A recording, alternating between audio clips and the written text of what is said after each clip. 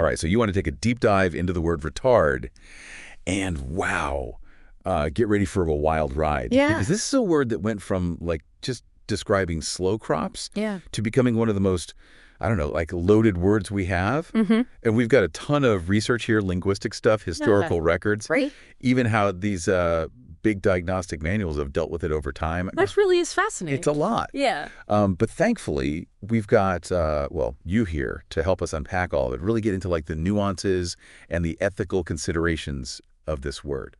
Well, I'm happy to be here. Yeah. And you're right, it is a wild ride, to think that it all started so innocently. The Latin root retardere literally means like to slow down or hold back. Mm-hmm. I mean, can you imagine farmers back in the 1600s just talking about how the bad weather's retarding their harvest? Totally practical, just describing what's going on. See, I always thought it was about people first, then it got like applied to other things. Mm-hmm. So to find out it's the opposite kind of blows my mind. But then how do we get from like slow crops to, well, using it as an insult? Well, as we started to understand the human mind more, our language kind of had to evolve along with it. When fields like psychology were first developing, they needed ways to like categorize different levels of intellectual development, right? So they came up with mental retardation. Exactly. And at the time, it was actually seen as a more scientific and less judgmental term than some of the older words that were already kind of, carrying a lot of baggage like idiot or imbecile, right? Okay. So the intention was there. It was meant to be more sensitive. Yeah. But it didn't really work out that way, did it? Unfortunately not. And it just goes to show you that even when we try to be more objective with language, even clinical, those social biases, they still find a way to creep in. And that's actually where these big influential diagnostic manuals come in. Oh, you mean like the DSM? Yes, the DSM and the ICD. And what do those even stand for again? So the DSM is the Diagnostic and Statistical Manual of Mental Disorders, and the ICD is the International Classification of Diseases. Gotcha. They're essentially like the rule books for diagnosing mental and developmental conditions. And when they adopted mental retardation as the official term, it really solidified its use across the medical and educational worlds. So these manuals weren't just like reflecting existing language. They were actually shaping it. Mm-hmm. They had power. They absolutely did. But, and here's where things get even more interesting, the same manuals that once made mental retardation legitimate later replaced it with intellectual disability. Okay, so that's at least a glimmer of hope. Right. But how did we get from mental retardation, this clinical term, to retard being, well, a straight-up slur? Yeah, so there's a term for this in linguistics. It's called pejoration, and it basically means that a word's meaning degrades over time. This often happens because of, negative social attitudes toward the group it's associated with. Like how lame went from meaning someone literally couldn't walk to just being like a general insult for anything. Perfect example. Yeah. In the case of retard, it kind of went from those clinical settings to more casual conversation. Right. Especially among younger people. Makes sense. And then, unfortunately, pop culture played a role too. You think about movies, comedy sketches, you name it, all using the word as like a cheap, easy insult, even when it wasn't even about people with disabilities. Right. It just made it like normalized, this way of putting someone down. Man, that's just heartbreaking. But you mentioned earlier the fight to like change things. So this wasn't just like language passively evolving. People were actively pushing back against this word, right? Absolutely. The disability rights movement really gained momentum in the late 20th century, and they were at the forefront of challenging the use of retard. You had self-advocacy groups popping up, awareness campaigns like Spread the Word to End the Word. Right. All of these efforts helped shine a light on just how hurtful and dehumanizing the word had become. And they weren't just talking the talk either. Mm-hmm. They were like taking action. Mm-hmm. Rose's Law here in the U.S., that was huge. Which is a big one. It actually changed federal law to officially replace mental retardation with intellectual disability. Mm-hmm. I mean, that kind of legal change, that doesn't just happen overnight. No, it doesn't. It really shows the power of advocacy and how language can not only reflect but also influence social change. The fight for respectful language, it's a fight for dignity and inclusion. But even with new terms like intellectual disability, the conversation about what's truly respectful and empowering is far from over. Yeah, what about like that whole debate about person first versus identity first language? Yeah. Because I've heard Strong arguments on both sides. It's a complex issue, for sure. Some people prefer person with an intellectual disability, putting the person before the disability. Right. While others prefer disabled person, really emphasizing that disability is a part of their identity. So there's no one-size-fits-all answer. Not really. It comes down to individual preferences and what feels most empowering to each person. It just goes to show, even with using the right words, it's the underlying attitude that really matters. Absolutely. Treating people with respect, understanding, acknowledging their full humanity. Yeah. That's what truly matters, regardless of the specific words we use. And, this whole deep dive, it's about way more than just this one word. It's about how we see and treat people with disabilities as a whole. And speaking of, retard is an English word, but this isn't just an English language issue, right? I mean, other languages have their own history and complexities when it comes to talking about disability. Oh, absolutely. This is a global issue. You see it across so many different languages where terms for intellectual disability carry similar stigma. They go through similar shifts in meaning. Okay.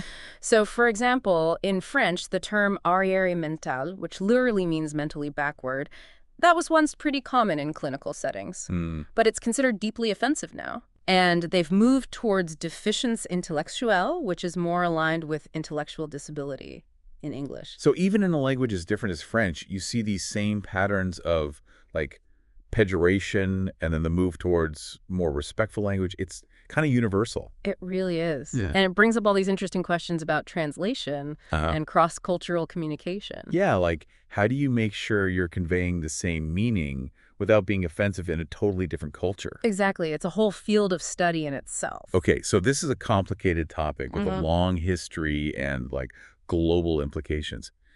But what about right here and now? What are some of the ethical things we should be thinking about today when talking about language and disability?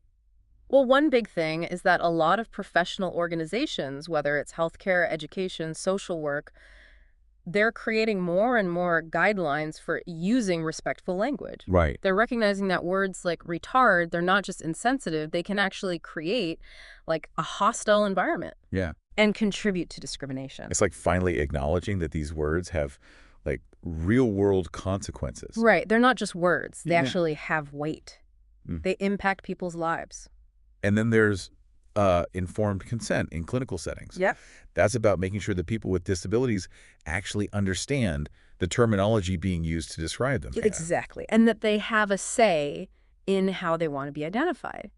It's about giving them agency over their own narrative. Which, again, comes back to respect and dignity. Absolutely. We're talking about people's lives, their identities, and their right to be treated as individuals, not just labeled. Exactly. But of course, there's always this tension, right, between freedom of speech and, the potential for causing harm with that speech. We can't police what everyone says, right, but we can raise awareness, educate ourselves and others, and try to create a culture where this kind of hurtful language is just not acceptable. It's a tricky balance. It is. But such an important one to be thinking about.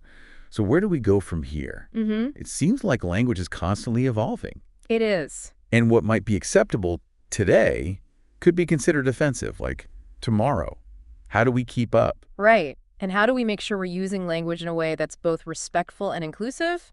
Well, that's the million-dollar question, isn't it? It is. I think it all starts with cultivating a sense of awareness and responsibility. Awareness of, the impact our words can have. Yeah. Even when we don't mean any harm. Exactly. And taking responsibility for educating ourselves and others about the language that is considered respectful and inclusive. Because language is constantly evolving, what might be considered okay today could be offensive tomorrow, so. And we have a responsibility to stay informed and adapt. It's almost like we're all editors of this, massive, constantly changing dictionary called society. I love that analogy. Right. Yeah, and as editors, we have to be so mindful of the words we choose and the messages they convey. Because ultimately, language is about communication. It is. And connection. And using it in a way that promotes understanding and respect is essential if we want to build a more inclusive world. Couldn't agree more. This has been a truly eye-opening deep dive so far. It really has. It's a reminder that words have power, and we all have a role to play in shaping the language we use and ultimately the society we create. Well said. And on that note, we're going to take a quick break, but stay tuned because when we come back, we're going to dive even deeper into some of the real-world impacts of this word and explore what a more inclusive future might look like. Sounds good. It's kind of crazy how we started with just one word. Yeah. And now we're talking about like global language shifts and ethical considerations, the power of social movements. Right. It really shows you how language is a part of like everything. Absolutely. I think we often take language for granted. Yeah. But it's how we communicate, it's how we understand the world, how we relate to each other. Right. And as we've seen with retard, it can be used to, uplift or to tear down, to include or exclude. I was reading this article about the impact of Rose's Law, and there was this quote from a self-advocate named John Franklin Stevens. Okay. And he said, changing the words is a start, but it's only a start. What we need is a change in attitudes. And I feel like that just sums up this whole conversation perfectly. That's a very powerful quote, and Yeah. it's so true. Like, language is important, but it's just one piece of the puzzle. We can change all the words in the dictionary, but if we don't change the way we think about and treat people with disabilities, then real progress, it's just not going to happen. So true. It comes down to recognizing that every person has inherent worth and dignity, Yes. no matter their ability. Exactly. It's about moving away from that, what do they call it, deficit-based model of disability, Right. where we're focused on what people can't do, Right, right. and instead embracing a strengths-based model Okay. that really celebrates like their unique talents and their perspectives and contributions. Yeah. I think it's also important to say that there has been some real progress in how we talk about disability. I mean, even just in the last few decades, Right. things have changed a lot. Absolutely. There's more awareness, more sensitivity, and more people with disabilities who are finding their voices and advocating for themselves. I think the disability rights movement has made incredible strides, and we're seeing, I think, a real shift towards more inclusive language and attitudes, especially among younger generations. It's like we're finally starting to get that disability isn't a monolithic thing. Right. Like, there's so much diversity within the disability community, Absolutely. just like in any other community. And that's a really key point. It's about recognizing that every person's experience of disability is unique, and there's no single right way to talk about it. Yeah. The most important thing is to approach these conversations with respect, empathy, and a willingness to listen and learn. Okay, so if language is always changing, how can we even be sure we're using the most respectful and up-to-date language? Yeah. Like, what if what's okay today is offensive tomorrow? But that's the tricky thing about language, right? It's constantly in flux. It reflects the changing values and understandings of society. There's no magic formula or anything, but I think the key is to stay informed, be open to feedback, and be willing to adapt our language as needed. So it's like an ongoing process Yes. of education and self-reflection. Absolutely. We can't just learn the right words and be done. Right. We got to stay engaged and keep learning. Exactly. And one of the best ways to do that is to listen to the voices of people with disabilities themselves. Yeah. They are the experts on their own lived experiences. All right. And they can give us such valuable insights into the language that feels most respectful and authentic to them. It makes sense. Yeah. We could read all the books and articles, but the best way to learn about respectful language is to listen to the people it directly affects. I couldn't agree more. And remember, language is just one aspect of creating a more inclusive and equitable society for people with disabilities.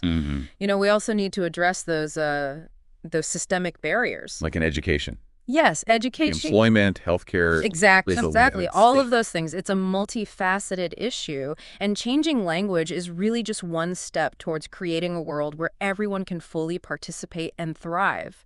This whole deep dive into the word retard has really gotten me thinking about all the other words and phrases we use that might be unintentionally hurtful or exclusionary. Yeah, I was just thinking the same thing. Like, can you imagine if we could fast forward 50 years? I bet we'd be shocked by some of the things we say today without even thinking twice. Oh, absolutely. Language is a reflection of our culture. And as our culture evolves, so too will our language. What might seem perfectly acceptable today could very well be considered outdated or offensive in the future. It's kind of a humbling thought. It is. It makes you realize that we all have this responsibility to be mindful of our language Yes. and how it impacts others. We may not always get it right, but we can at least try to be thoughtful and intentional with the words we choose. I completely agree. It's about approaching language with humility, Right. recognizing that we all have blind spots and being open to learning and growing. Yeah, well said. It really is like we're all on this journey with language, constantly learning, unlearning, trying to keep up with, what's considered respectful and inclusive. It is a lifelong process, that's for sure. And it's not even just about, like, avoiding certain words. Right. It's about understanding the bigger picture, like the Mm-hmm. issues of power and privilege, Yeah. and how those things are reflected in language. We've been talking about retard this whole time, but it's really just one example of how language can be used to, I don't know, marginalize and dehumanize groups of people. Exactly. Think about all the racist, sexist, and homophobic language that's out there. Those words didn't just appear out of thin air. Yeah. They represent and they actually perpetuate these systems of oppression. And just like the fight to reclaim retard, there are all these other movements happening right now, challenging harmful language in all these different areas. It all comes back to recognizing the power of words. Yeah. Like, they're not just words. Right. They shape how we see the world, and they have real consequences. And understanding that language isn't neutral. Yeah. Like, it carries the weight of history, culture, all those social biases we've been talking about. One thing that's really stuck with me through all this is, like, this idea that we're all responsible for the language we use. It's not even about being politically correct or whatever. It's about being mindful, being respectful, and just recognizing the impact our words can have. We often think about language as this individual thing, like, I can say what I want, you can say what you want. Yeah. But it's inherently social, right? Yeah. It connects us, it influences us, and it has the power to build bridges or create barriers. So, like, what can we do as individuals? I mean, to be more thoughtful about the words we use, especially knowing that what we say today might be, like, totally off limits tomorrow. Right. Well, I think the first thing is just being open to learning. Okay. Listen to the voices of marginalized groups. Yeah. Read about inclusive language, and be willing to have those tough conversations, even when they're uncomfortable. And don't be afraid to just, like, ask questions. Exactly. If you're not sure if something's offensive, it's always better to ask than to just assume. Absolutely. And be open to being corrected. Right. We all make mistakes. Yeah. That's how we learn. It's about approaching language with humility. Exactly. And realizing we don't know everything. And remember, even if we get the language right, that's still just one step. We need to work towards a more just and equitable society. Where everyone can thrive. Exactly, no matter their background, their identity, or their abilities. Well, this deep dive has been, it's been a journey. It has. From, like, the origins of retard all the way to these bigger questions about ethical language. And we've seen how the fight for disability rights is so connected to the way language evolves. Yeah. It's a powerful reminder that words have power and we have to use them carefully. Couldn't have said it better myself. Yeah. So to everyone listening, we hope you learned something new today. We did. And that you keep thinking about these important issues. Because at the end of the day, creating a more inclusive world, it all starts with the words we choose. Well said. Thanks for taking this deep dive with us.